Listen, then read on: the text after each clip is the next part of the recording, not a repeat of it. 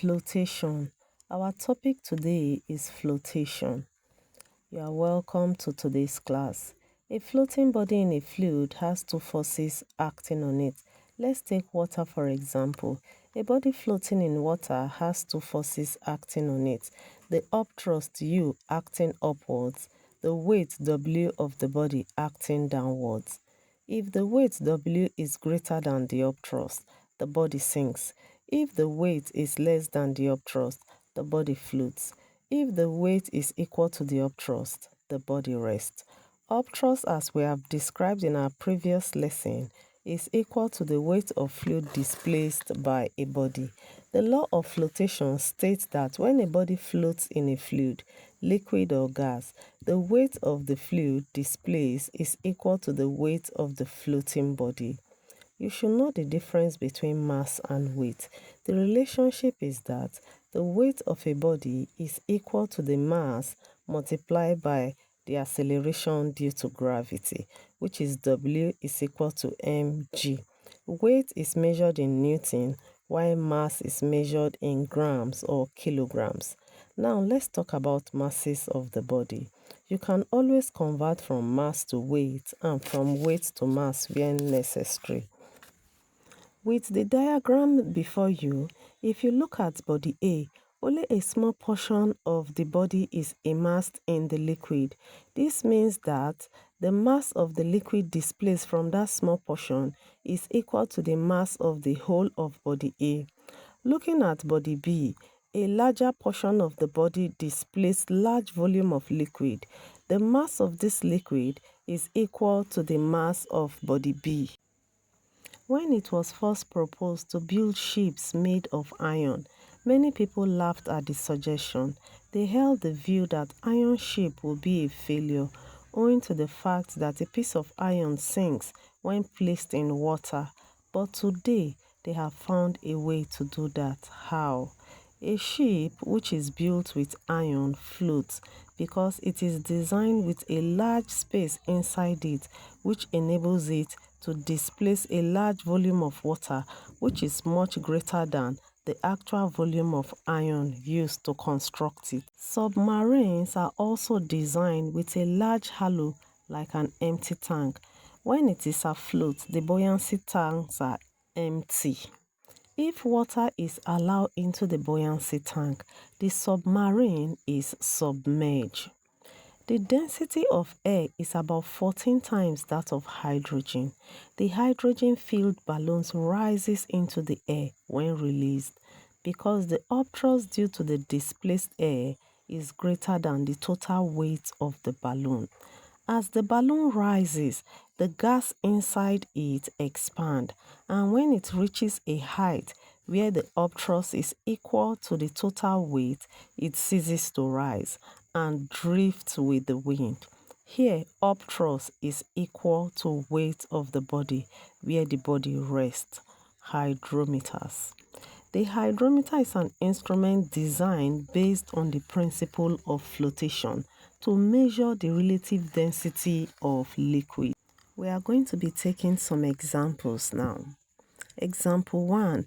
A piece of sealing wax weighs 27 grams in air and 12 grams when immersed in water. Calculate A, its relative density, B, its apparent weight in a liquid of density 0.8 grams per centimeter cube. We want to calculate the relative density of the sealing wax. We are given these parameters. Weight of the wax in air is 27 grams. The apparent weight in water is 12 grams. And the loss of weight in water is 27 minus 12, which will be 15 grams. This 15 grams is equal to the weight of liquid displaced. That's the weight of displaced water. So relative density now can thus be calculated as weight in air divided by loss of weight in water, which is 27 over 15, and that will give us 1.8. We are actually working with their masses and not their weight because it's in grams. B. Calculate its apparent weight in a liquid of density 0.8 grams per centimeter cube. To do this, we already know that the apparent weight in a liquid of density 0.8 gram per centimeter cube, weight lost in water is equal to 15 gram. The density of water is 1 gram per centimeter cube. The volume of water displaced can be calculated as density is equal to mass over volume. Substituting these values, we have 1 is equal to 15 divided by volume. Our volume by calculation will now be equal to 15 centimeter cube. This 15 centimeter cube is also equal to the volume of the liquid that will be displaced in a liquid of density 0.8 gram per centimeter cube. To find the mass of the volume, we will apply the formula density is equal to mass over volume. Making mass the subject formula, we have mass is equal to density times volume, which will be equal to 0.8 times 15, and that will give us 12 grams. This 12 grams is equal to the mass of the liquid displaced. So to find the mass of the volume of the liquid in a liquid of density 0.8 gram per centimeter cube, we are going to subtract the mass lost. And when we subtract the mass lost, we are going to get 15 grams. This 15 grams is the mass of the body when it is immersed in a liquid of density 0.8 grams per centimeter cube. So we are going to convert this 15 grams to Newton. So to convert to Newton, which means we are converting it to its weight, we are going to first of all convert grams to kilogram by dividing by 1000. When we divide by 1000, we will get 0.015 kilogram. Then we will apply the formula weight is equal to mass multiplied by acceleration due to gravity, where acceleration due to gravity is 10 meters per second square. So we are multiplying 0.015 kilogram by 10, and we are going to arrive at the final answer, which is 0.15 Newton. We are going to take another example. A cube of wood size 8 cm floats at the interface between oil and water with 2 cm cube of its lower surface below the interface as shown in the diagram. Given the relative densities of oil and water as 0.72 and 1.00 respectively, calculate the mass of the wood. This is 2020 WAEC question. Looking at that diagram, the height of the wood is 8 centimeter. The height of the wood in oil is 6 centimeter, and the height of the wood in water is 2 centimeter. So to find the volume of the cube in oil, we are going to have 8 times 8 times 6, which will give us 384 centimeter cube. To find the volume of the wood in water, we are going to have 8 times 8 times 2, which will give us 128 centimeter cube. We are given relative density of oil as 0.72 and the relative density of water as 1.00.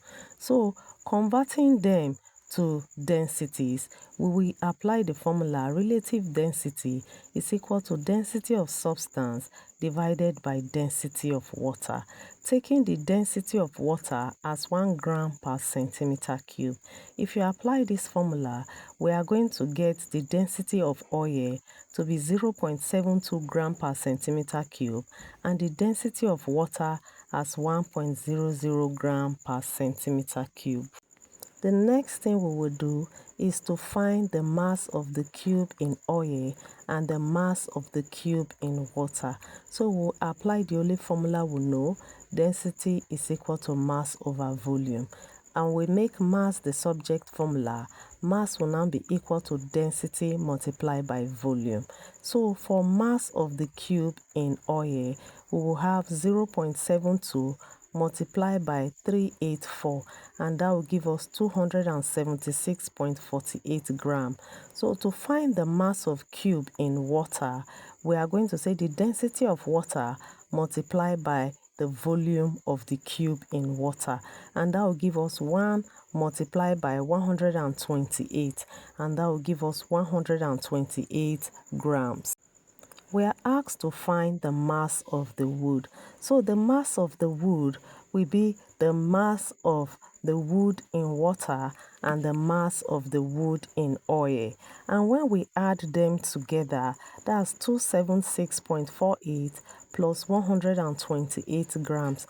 We are going to arrive at our final answer, 404.48 grams, which is approximately 404 grams. Hope you enjoyed the lesson. Do not forget to click on the subscription button to see my latest video. Bye.